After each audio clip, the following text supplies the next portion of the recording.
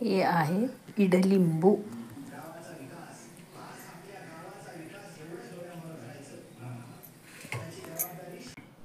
हे इडलिंबू बारीक चिरून घेतलेलं आहे, म्हणजे अशा पातळ फोडी करून घेतलेल्या आहेत. त्याच्यामध्ये आता ही लसूण, हे मोहरी, हे हळद, हे हिंग पावडर आणि हा मसाला लोणच्याचा, आणि वरून एक वाटी मोठं मीठ घेतलेलं आहे आणि तिखट पावडर 1 वाटी घेतलेलं आहे.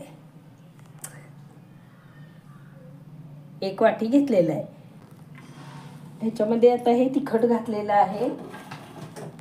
त्याच्यानंतर हे मीठ घातलेलं आहे.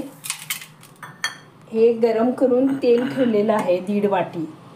आमटीची 1.5 वाटी फुल्ल तेल गरम करून गार केलेलं आहे.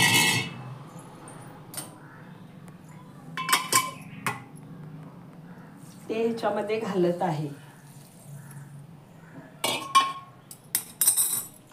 आणि हे सगळा मसाला ह्याच्यामध्ये मिक्स करत आहे. ह्याच्यामध्ये परत हे लिंबू पिळून रस त्याचा घालायचा आहे. 3 लिंबू घेतलेत मी. हे आता सगळा मसाला मिक्स केलेला आहे. त्याच्यात वरून अर्धी वाटी साखर घालायची